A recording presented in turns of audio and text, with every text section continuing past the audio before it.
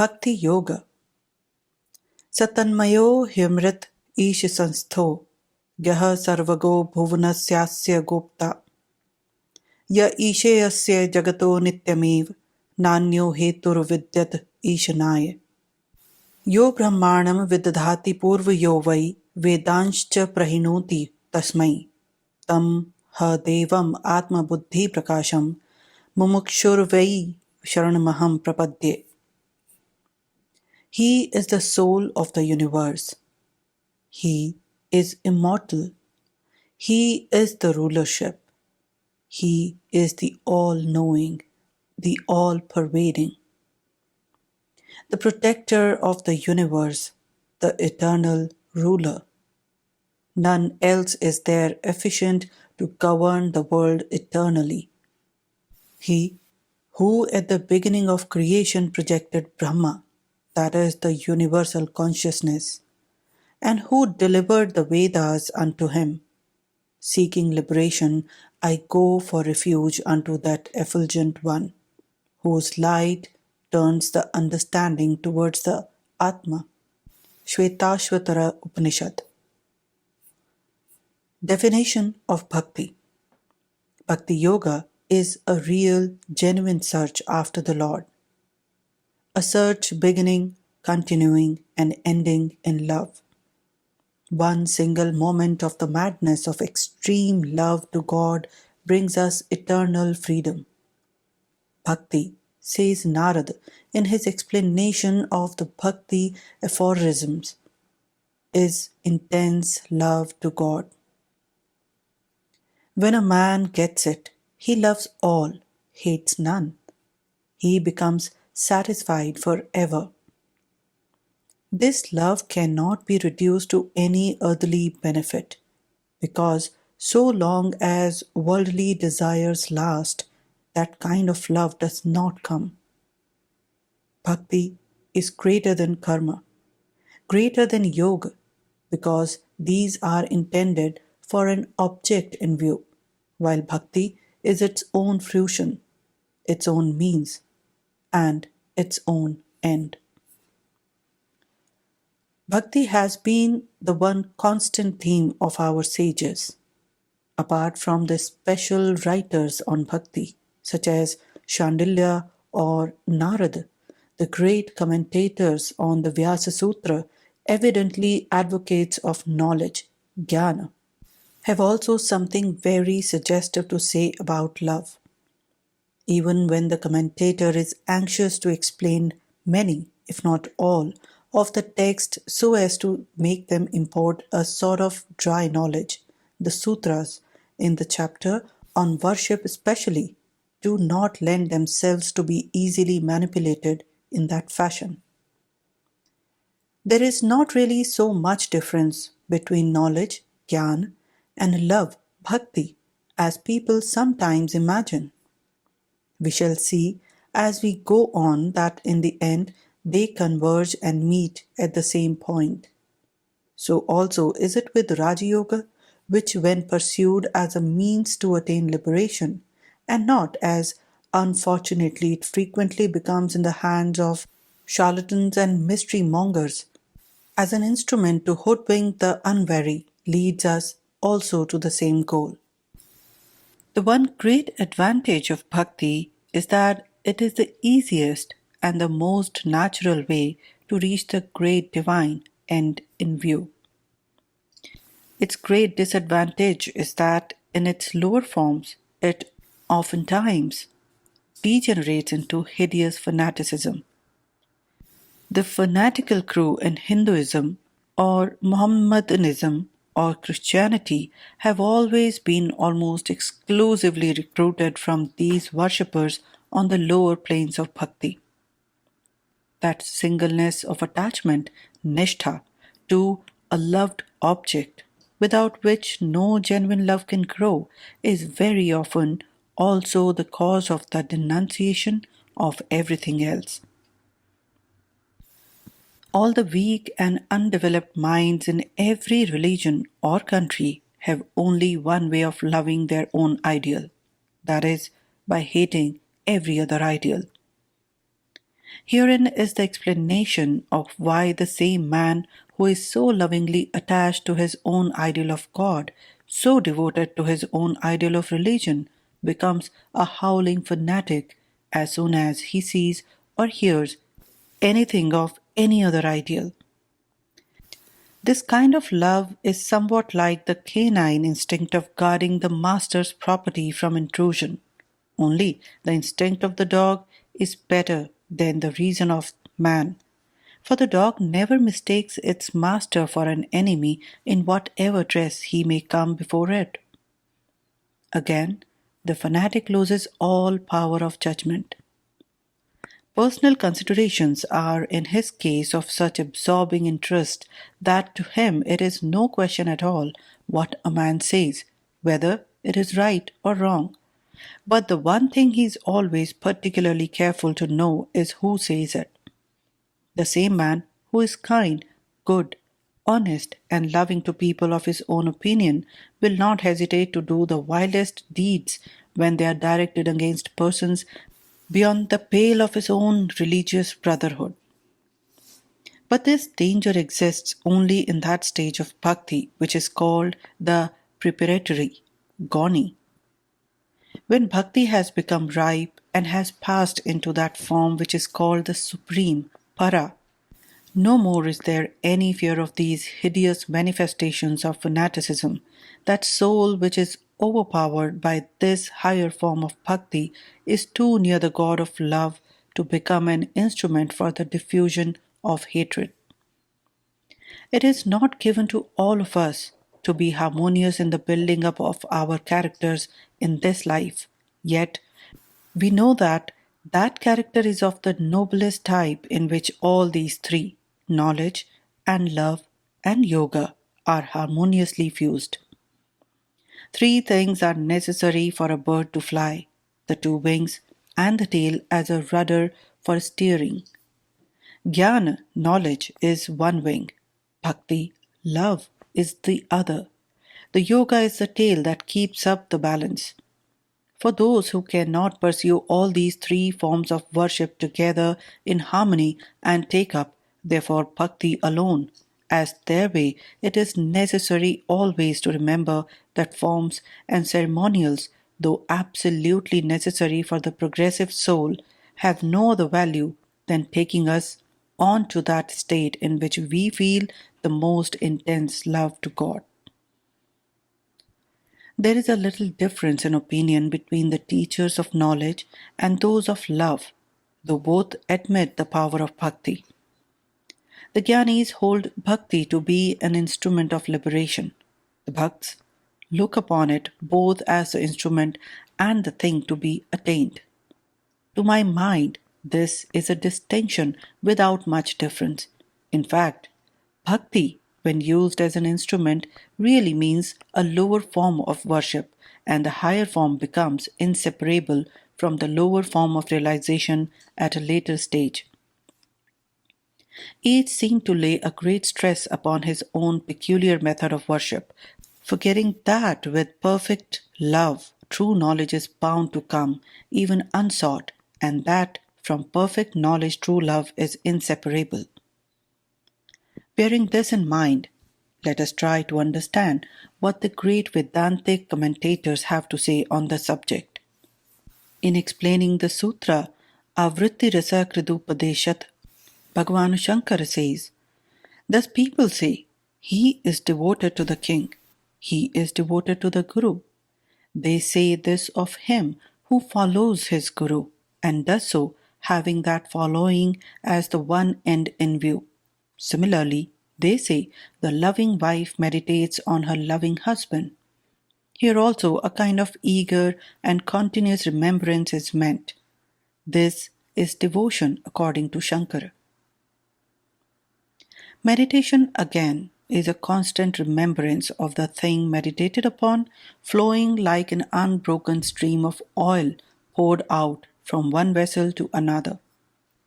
When this kind of remembering has been attained in relation to God, all bandages break. Thus, it is spoken of in the scriptures regarding constant remembering as a means to liberation. This remembering again is of the same form as seeing, because it is of the same meaning as in the passage. When he who is far and near is seen, the bonds of the heart are broken, all doubts vanish, and all effects of work disappear. He who is near can be seen, but he who is far can only be remembered. Nevertheless, the scripture says that he have to see him who is near as well as him who is far, thereby indicating to us that the above kind of remembering is as good as seeing. This remembrance, when exalted, assumes the same form as seeing. Worship is constant remembering, as may be seen from the essential texts of scriptures. Knowing, which is the same as repeated worship, has been described as constant remembering. Thus, the memory, which has attained to the height of what is as good as direct perception, is spoken of in the Shruti as a means of liberation. This Atma is not to be reached through various sciences, nor by intellect, nor by much study of the Vedas. Whomsoever this Atman desires, by him is the Atman attained. Unto him this Atman discovers himself. Here, after saying that mere hearing, thinking, and meditating are not the means of attaining this Atman, it is said, whom this Atman desires, by him the Atman is attained. The extremely beloved is desired, by whomsoever this Atman is extremely beloved. He becomes the most beloved of the Atman. So that this beloved may attain the Atman, the Lord himself helps. For it has been said by the Lord, "Those who are constantly attached to me and worship me with love, I give that direction to their will by which they come to me." Therefore, it is said that to whomsoever this remembering, which is of the same form as direct perception, is very dear, because it is dear to the object of such memory perception. He is desired by the Supreme Atman. By him, the Supreme Atman is attained. This constant remembrance is denoted by the word bhakti. So says Bhagwan Ramanuj in his commentary on the sutra Atato Brahma Jigyasa. In commenting on the sutra of Patanjali, Ishvara Prani Dhanadva, that is, or by the worship of the Supreme Lord, Bhoj says, Prani Dhan is a sort of bhakti in which, without seeking results, such as sense enjoyments, etc., all works are dedicated to that teacher of teachers. Bhagavan Vyasa also, when commenting on the same, defines Pranidhana as the form of bhakti by which the mercy of the Supreme Lord comes to the yogi and blesses him by granting him his desires. According to Shandilya, bhakti is intense love to God. The best definition is, however, that given by the king of bhaktas, Prahlad. Ya priti ravivekanam visheshvavanpayini tva manusmritah same hridayanmapasarpatu. That deathless love which the ignorant have for the fleeting objects of the senses, as I keep meditating on thee, may not that love slip away from my heart. Love for whom? For the Supreme Lord Ishvara. Love for any other being, however great, cannot be bhakti. For as Ramanuj says in his Sri Bhashya, quoting an ancient acharya, that is, a great teacher, A brahmastamba paryantaha jagdant vyarvasthitaha praninah karma janit sansara vashvartinah yatastato nate dhyana dhyaninamupkarkaha avidyantargata sasarve tehi sansara gocharaha. From Brahma to a clump of grass, all things that live in the world are slaves of birth and death caused by karma. Therefore, they cannot be helpful as objects of meditation. because they are all in ignorance and subject to change. In commenting on the word Anurakti used by Shandilya, the commentator Swapaneshwara says that it means Anu, after, and Rakti, attachment, that is, the attachment which comes after the knowledge of the nature and glory of God, else a blind attachment to anyone, for example to wife or children, would be bhakti. We plainly see, therefore, that bhakti is a series or succession of mental efforts at religious realization, beginning with ordinary worship and ending in a supreme intensity of love for Ishvara.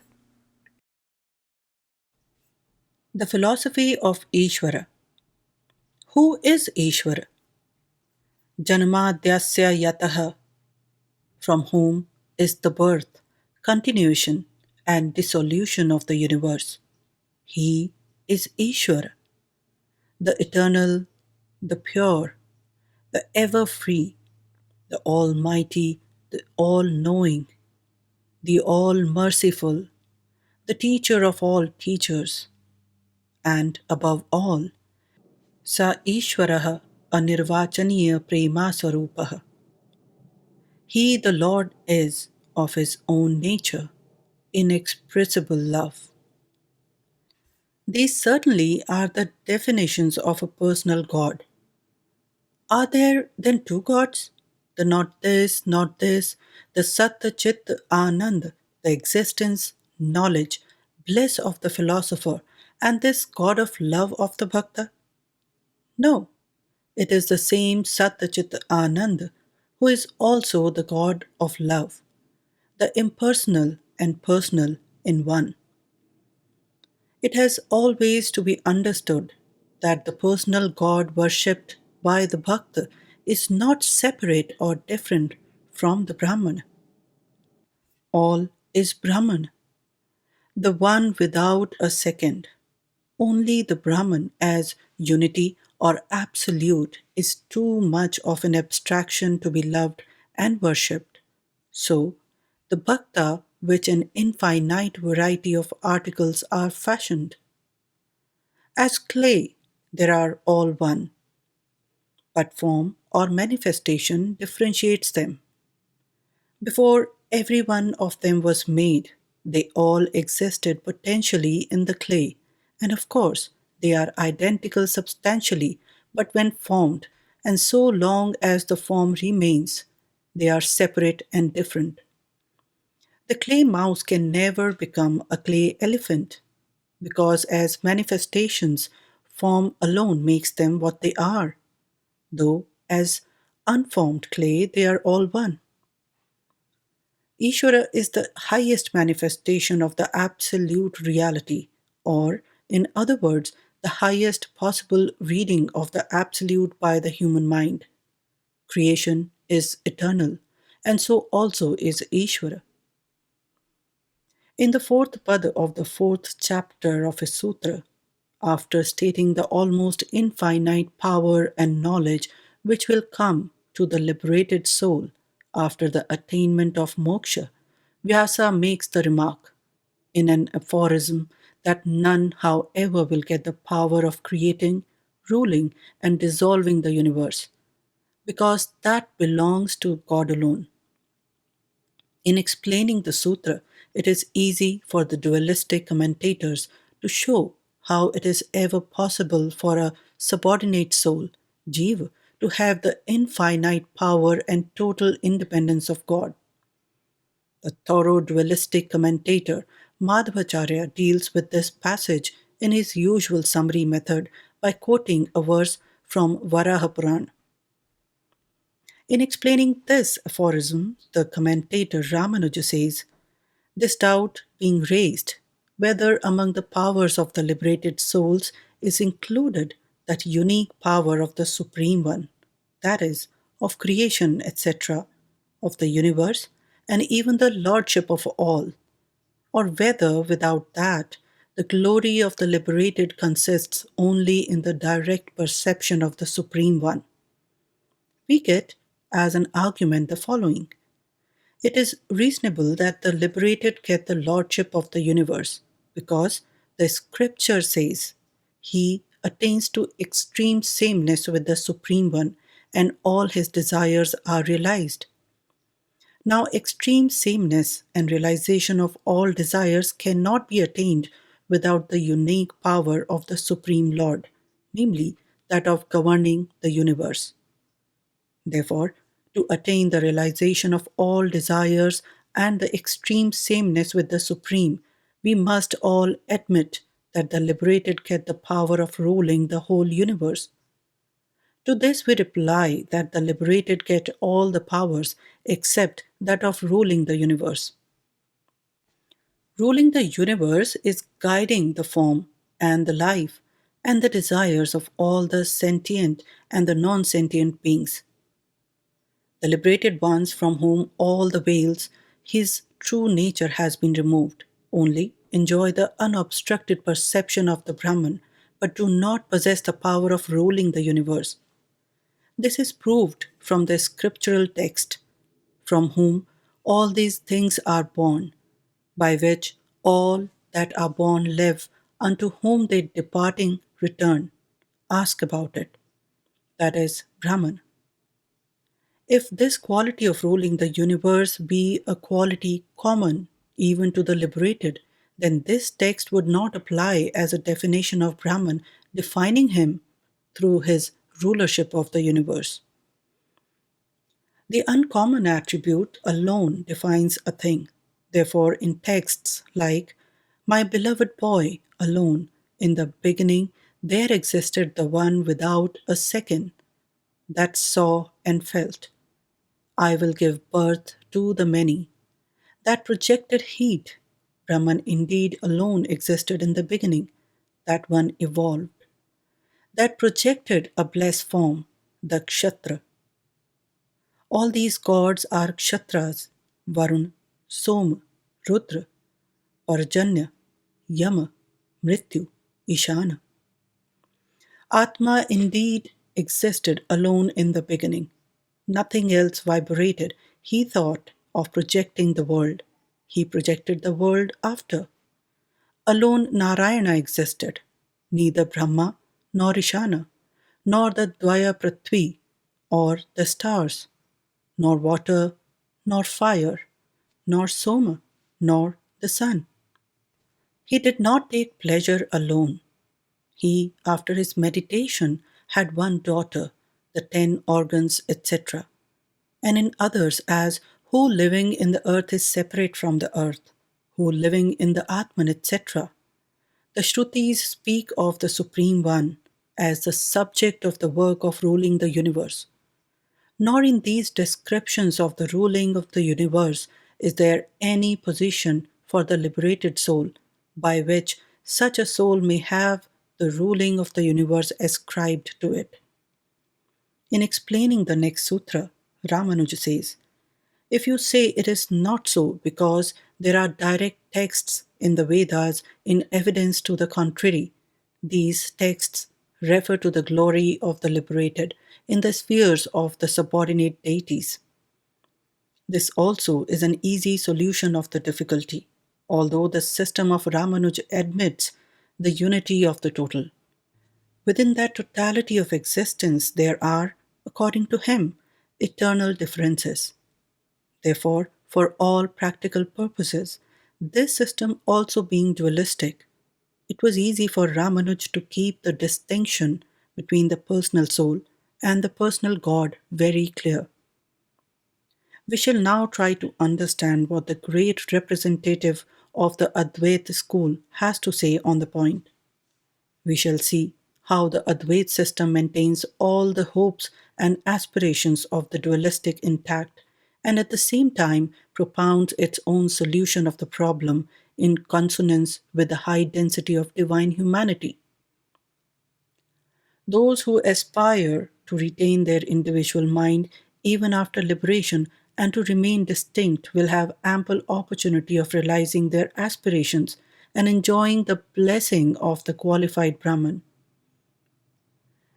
These are they who have been spoken of in the Bhagavad Purana, Thus, O king, such are the glorious qualities of the Lord that the sages, whose only pleasure is in the self, and from whom all fetters have fallen off, even they love the omnipresent with the love that is for love's sake. These are they who are spoken of by the Sankhya as getting merged in nature in this cycle, so that after attaining perfection they may come out in the next as lords of world systems. But none of these ever become equal to God, Ishvara. Those who attain to that state where there is neither creation nor created, nor creator, where there is neither knower nor knowable, nor knowledge, where there is neither I nor thou nor he, where there is neither subject nor object nor relation, there who is seen by whom. Such persons have gone beyond everything to where words cannot go nor mind, gone to that which the Shruti declare as not this, not this. But for those who cannot or will not reach this state, there will inevitably remain the triune vision of one undifferentiated Brahman as nature, soul, and the interpenetrating sustainer of both, Ishvara. So when Prahlada forgot himself, he found neither the universe nor its cause. All was to him one infinite, undifferentiated by name and form. But as soon as he remembered that he was Prahlada, there was the universe before him, and with it the Lord of the universe, the repository of an infinite number of blessed qualities. So it was with the blessed gopis. So long as they had lost sense of their own personal identity and individuality, they were all Krishna's. And when they began again to think of him as the one to be worshipped, then they were gopis again. And immediately, Tasama Veer Bhutchaurihi Smyaman Mukhambujah Pitambar Dhara Sagvi Sakshan Math Manmatah. Bhagavata. Unto them appeared Krishna with a smile on his lotus face, clad in yellow robes and having garlands on, the embodied conqueror in beauty of the god of love. Now, to go back to our Acharya Shankara, those, he says, who by worshipping the qualified Brahman attain conjunction with the supreme ruler, preserving their own mind. Is their glory limited or unlimited? This doubt arising, we get as an argument. Their glory should be unlimited because of the scriptural texts. They attain their own kingdom. To him, all the gods offer worship. Their desires are fulfilled in all the worlds. As an answer to this, Vyasa writes, without the power of ruling the universe, barring the power of creation, etc., of the universe, and other powers such as anima, etc., are acquired by the liberated. As to ruling the universe, that belongs to the eternally perfect Ishvara. Why? Because he is the subject of all the scriptural texts as regards creation, etc., and the liberated souls are not mentioned therein in any connection whatsoever. The Supreme Lord, indeed, is alone engaged in ruling the universe. The texts as to creation, etc., all point to him. Besides, there is given the adjective ever perfect. Also, the scripture says that the power, anima, etc., of the other are from the search after and the worship of God. Therefore, they have no place in the ruling of the universe. Again, on account of their possessing their own minds, it is possible that their will may differ, and that whilst one desires creation, another may design destruction. The only way of avoiding this conflict is to make all wills subordinate to someone will. Therefore, the conclusion is that the wills of the liberated are dependent on the will of the supreme ruler. Bhakti then can be directed towards Brahman only in his personal aspect. क्लेशो अधिकतर तेषामव्यक्तासक्तचेतसाम्. The way is more difficult for those whose mind is attached to the Absolute. Bhakti has to float on smoothly with the current of our nature. True it is that we cannot have any idea of the Brahman which is not anthropomorphic, but is it not equally true of everything we know? The greatest psychologist the world has ever known, Bhagwan Kapila, demonstrated ages ago that human consciousness is one of the elements in the makeup of all the objects of our perception and conception, internal as well as external. Beginning with our bodies and going up to Ishvara, we may see that every object of our perception is this consciousness plus something else, whatever that may be.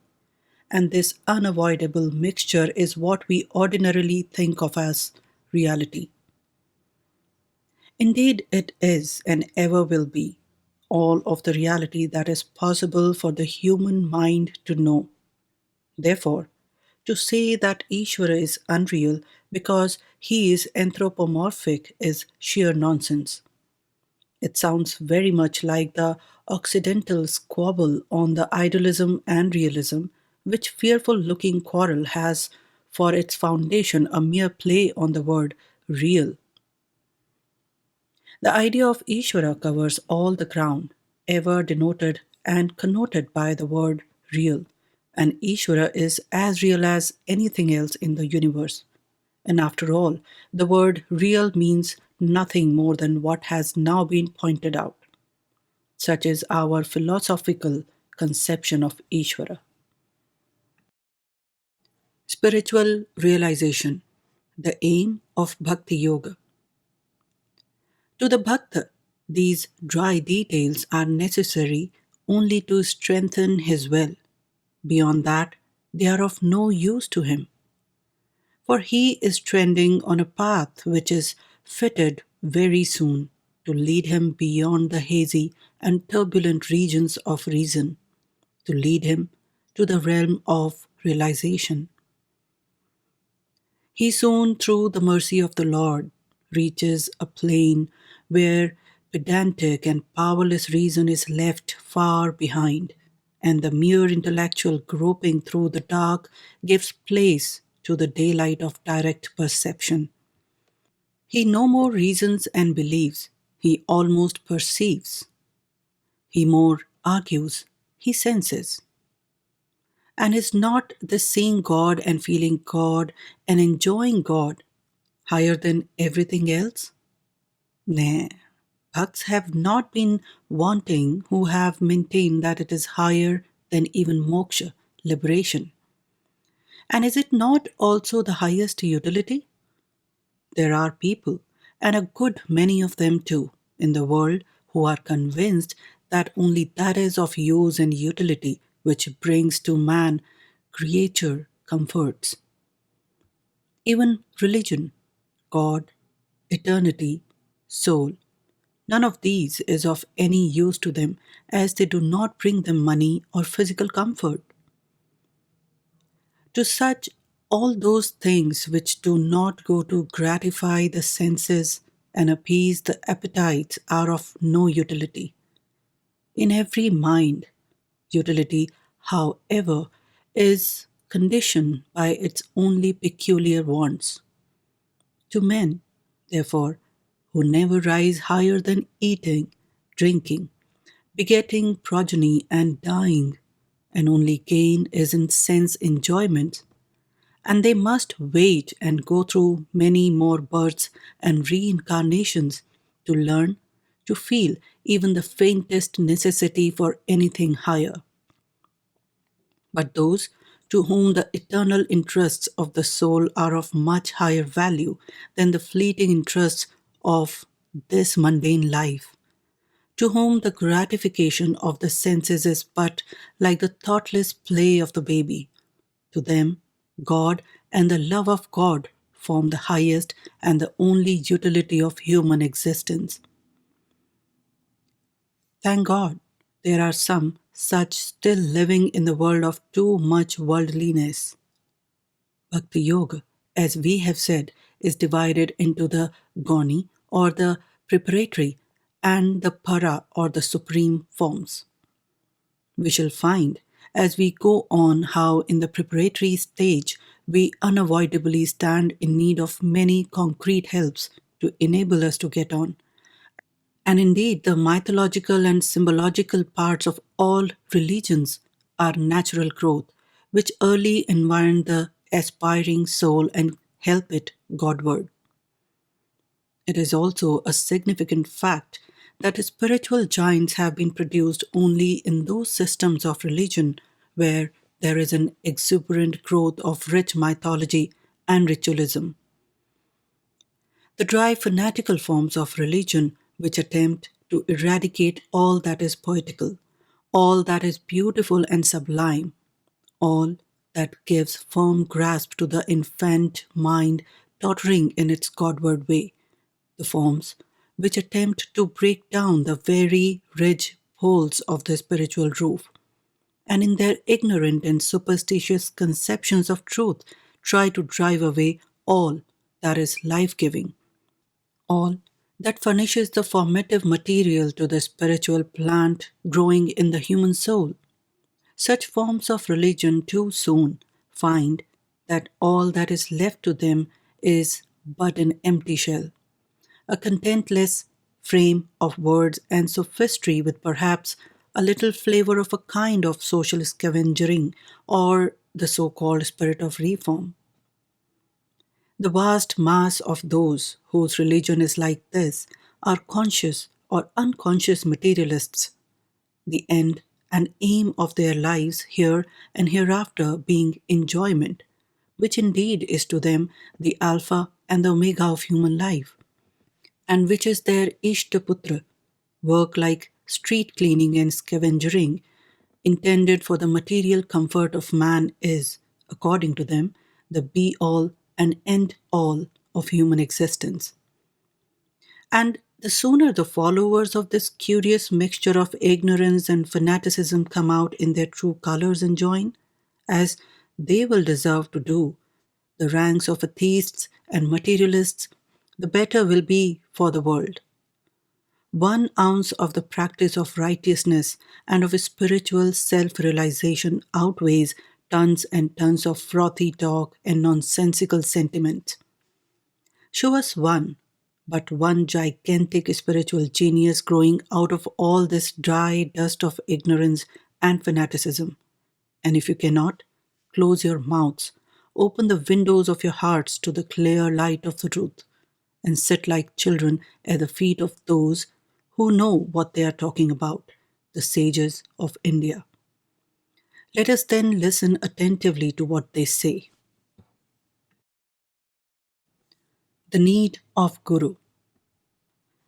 Every soul is destined to be perfect, and every being in the end will attain the state of perfection.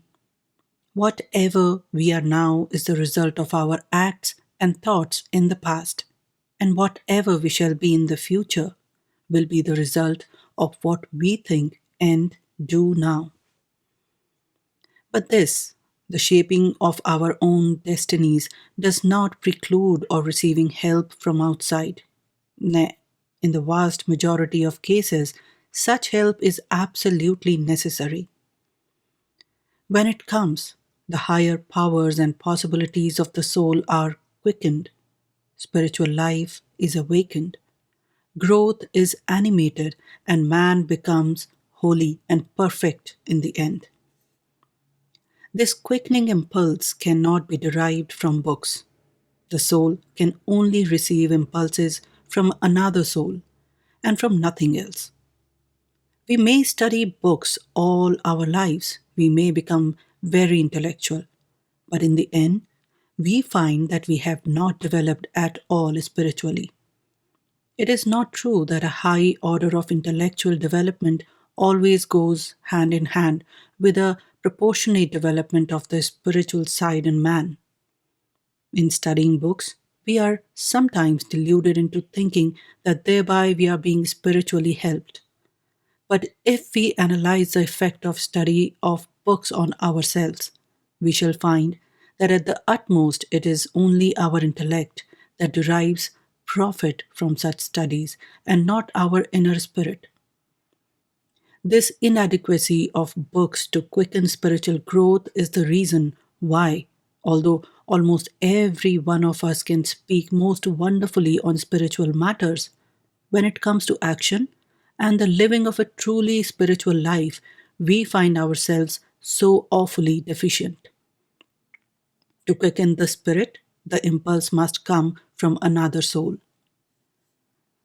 The person from whose soul such impulse comes is called the Guru, the teacher, and the person to whose soul the impulse is conveyed is called the Shishya, the student.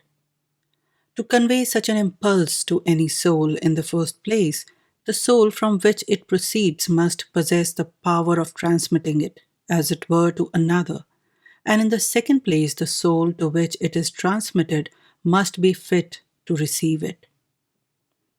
The seed must be a living seed, and the field must be ready plowed.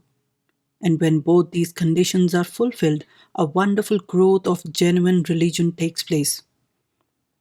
The true preacher of religion has to be of wonderful capabilities, and clever shall his hearer be. Ashcharya vakta kushalovasya labda. And when both of these are really wonderful and extraordinary, then will a splendid spiritual awakening result, and not otherwise. Such alone are the real teachers, and such alone are also the real students, the real aspirants. All others are only playing with the spirituality. They have just a little curiosity awakened, just a little intellectual aspiration kindled in them, but are merely standing on the outward fringe of the horizon of religion. There is no doubt some value even in that, as it may in course of time result in the awakening of a real thirst for religion. And it is a mysterious law of nature that as soon as the field is ready, the seed must and does come. As soon as the soul earnestly desires to have religion, the transmitter of the religious force must and does appear to help that soul. When the power that attracts the light of religion in the receiving soul is full and strong, the power which answers to the attraction and sends in light does come as a matter of course. There are, however, certain great dangers in the way. There is, for instance, the danger to the receiving soul of its mistaking momentary emotions for real religious yearning. We may study that in ourselves. Many a times in our lives, somebody dies whom we loved, we receive a blow. We feel that the world is slipping between our fingers, that we want something surer and higher, and that we must become religious. In a few days, that wave of feeling has passed away and we are left stranded just where we were before. We are all of us often mistaking such impulses for real thirst after religion. But as long as these momentary emotions are thus mistaken, that continuous, real craving of the soul for religion will not come, and we shall not find the true transmitter of spirituality into our nature. So, whenever we are tempted to complain of our search after the truth that we desire so much, proving vain, instead of so complaining, our first duty ought to be to look into our own souls and find whether the craving in the heart is real. Then, in the vast majority of cases, it would be discovered that we were not fit for receiving the truth, that there was no real thirst for spirituality. There are still greater dangers in regard to the transmitter, the Guru. There are many who, though immersed in ignorance, yet in the pride of their hearts, fancy they know everything, and not only do not stop there, but offer to take others on their shoulders, and thus the blind leading the blind, both fall into the ditch. अविद्या मन्तरे वर्तमानः स्वयं धीरः पण्डितमन्यमानः दन्दम्यमानः परियन्ति मूढः अन्धेनैव नियमाना यथान्धः. Fools dwelling in darkness, wise in their own conceit, and puffed up with vain knowledge, go round and round, staggering to and fro, like blind men led by the blind. Katha Upanishad. The world is full of these. Everyone wants to be a teacher. Every beggar wants to make a gift of $1 million. Just as these beggars are ridiculous, so are these teachers. Qualifications of the aspirant and the teacher. How are we to know a teacher then? The sun requires no torch to make him visible. We need not light a candle in order to see him. When the sun rises, we instinctively become aware of the fact, and when a teacher of men comes to help us, the soul will instinctively know that truth has already begun to shine upon it. Truth stands on its own evidence. It does not require any other testimony to prove it true.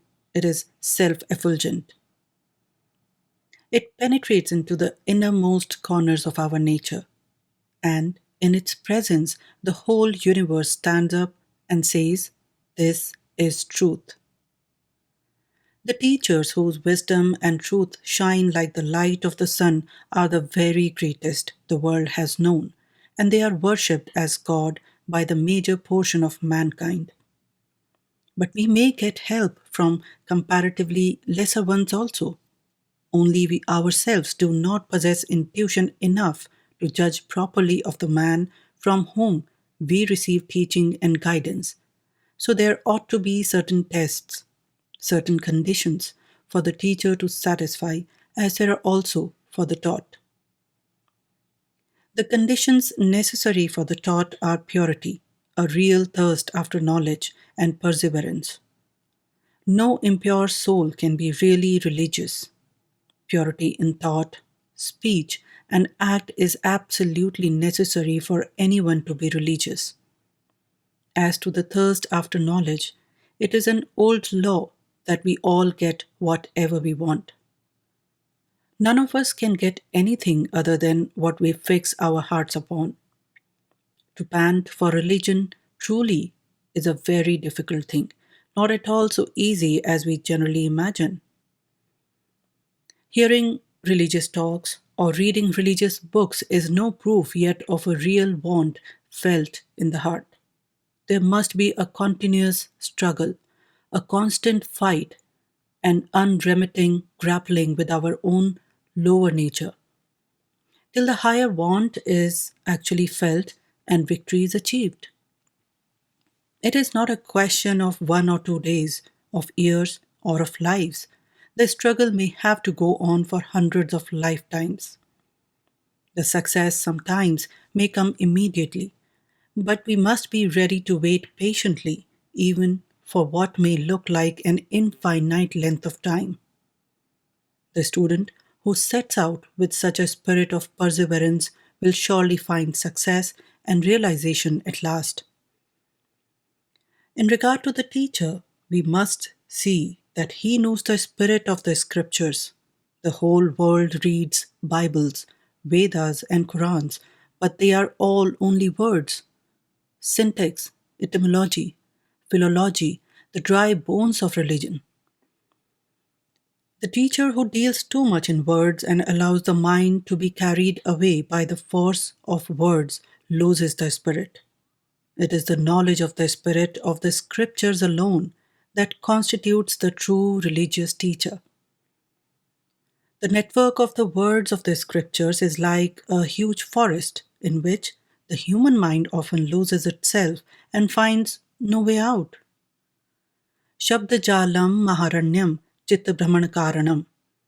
The network of words is a big forest. It is the cause of a curious wandering of the mind.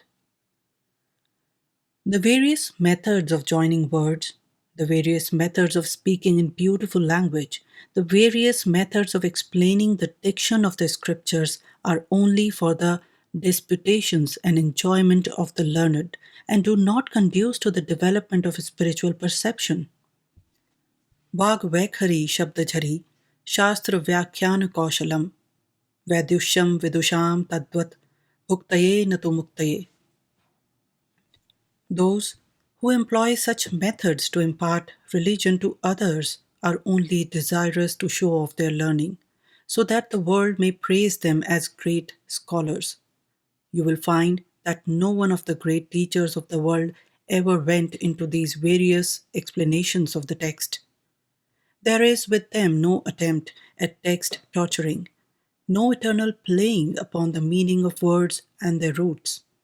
Yet they nobly taught, while others who have nothing to teach have taken up a word sometimes and written a 3-volume book on its origin, on the man who used it first, and on what that man was accustomed to eat, and how long he slept, and so on. Bhagwan Ramakrishna used to tell a story of some men who went into a mango orchard and busied themselves in counting the leaves, the twigs, and the branches, examining their color, comparing their size, and noting down everything most carefully, and then got up a learned discussion on each of these topics, which were undoubtedly highly interesting to them. But one of them, more sensible than the others, did not care for all these things, and instead thereof began to eat the mango fruit. And was he not wise? So leave this counting of leaves and twigs and note taking to others. This kind of work has its proper place, but not here in the spiritual domain. You never see a strong spiritual man among these leaf counters. Religion, the highest aim, the highest glory of man, does not require so much labor. If you want to be a bhakt, it is not at all necessary for you to know whether Krishna was born in Mathura or in Vraj, what he was doing, or just the exact date on which he pronounced the teachings of the Gita. You only require to feel the craving for the beautiful lessons of duty and love in the Gita. All the other particulars about it and its authors are for the enjoyment of the learned. Let them have what they desire. Say Shantihi, Shantihi to their learned controversies, and let us eat the mangoes. The second condition necessary in the teacher is sinlessness. The question is often asked, why should we look into the character and personality of a teacher? We have only to judge of what he says and take that up. This is not right. If a man wants to teach me something of dynamics or chemistry or any other physical science, he may be anything he likes, because what the physical sciences require is merely an intellectual equipment. But in the spiritual sciences, it is impossible from first to last that there can be any spiritual light in the soul that is impure. What religion can an impure man teach? The sine qua non of acquiring spiritual truth for one's self or for imparting it to others is the purity of heart and soul. A vision of God or a glimpse of the beyond never comes until the soul is pure. Hence, with the teacher of religion, we must see first what he is, and then what he says. He must be perfectly pure, and then alone comes the value of his words, because he is only then the true transmitter. What can he transmit if he has not spiritual power in himself? There must be the worthy vibration of spirituality in the mind of the teacher, so that it may be sympathetically conveyed to the mind of the taught. The function of the teacher is indeed an affair of the transference of something, and not one of mere stimulation of the existence intellectual or other faculties in the taught. Something real and appreciable as an influence comes from the teacher and goes to the taught. Therefore, the teacher must be pure. The third condition is in regard to the motile. The teacher must not teach with an ulterior selfish motive for money, name, or fame. His work must be simply out of love, out of pure love for mankind at large. The only medium through which spiritual force can be transmitted is love. Any selfish motive, such as the desire for gain or for name, will immediately destroy this conveying medium. God is love, and only he who has known God as love can be a teacher of godliness and God to man. When you see that in your teacher these conditions are all fulfilled, you are safe. If they are not, it is unsafe to allow yourself to be taught by him. For there is the great danger that if he cannot convey goodness to your heart, he may convey wickedness. This danger must by all means be guarded against. Shrotriyo avrijano akamahato yo brahmavittamaha. He who is learned in the scriptures, sinless, unpolluted by lust, and is the greatest knower of all Brahman, is the real teacher. From what has been said, it naturally follows that we cannot be taught to love, appreciate, and assimilate religion everywhere and by everybody. The books in the running brooks, sermons in stones, and good in everything is all very true as a poetical figure, but nothing can impart to a man a single grain of truth unless he has the undeveloped germs of it in himself. To whom do the stones and brooks preach sermons? To the human soul, the lotus of whose inner holy shrine is already quick with life. And the light which causes the beautiful opening of this lotus comes always from the good and wise teacher. When the heart has thus been opened, it becomes fit to receive teachings from the stones or the brooks, the stars or the sun, or the moon, or from anything which has its existence in our divine universe. But the unopened heart will see in them nothing but mere stones or mere brooks. A blind man may go to a museum, but he will not profit by it in any way. His eyes must be opened first, and then alone he will be able to learn what the things in the museum can teach. This eye opener of the aspirant after religion is the teacher. With the teacher, therefore, our relationship is the same as that between an ancestor and his descendant. Without faith, humility, submission, and veneration in our hearts towards our religious teacher, there cannot be any growth of religion in us. And it is a significant fact where this kind of religion between the teacher and the taught prevails. There alone gigantic spiritual men are growing. While in those countries which have neglected to keep up this kind of relation, the religious teacher has become a mere lecturer. The teacher expecting his $5 and the person taught expecting his brain to be filled with the teacher's words, and each going his own way after this much has been done. Under such circumstances, spirituality becomes almost an unknown quantity. There is none to transmit it and none to have it transmitted to. Religion with such people becomes business. They think they can obtain it with their dollars. Would to God that religion could be obtained so easily, but unfortunately, it cannot be. Religion, which is the highest knowledge and the highest wisdom, cannot be bought, nor can it be acquired from books. You may thrust your head into all the corners of the world. You may explore the Himalayas, the Alps, and the Caucasus. You may sound the bottom of sea and pry into every nook of Tibet and desert of Gobi. You will not find it anywhere until your heart is ready for receiving it and your teacher has come. And when that divinely appointed teacher comes, serve him with childlike confidence and simplicity. Freely open your heart to his influence and see in him God manifested. Those who come to seek truth With such a spirit of love and veneration, to them, the Lord of Truth reveals the most wonderful things regarding truth, goodness, and beauty.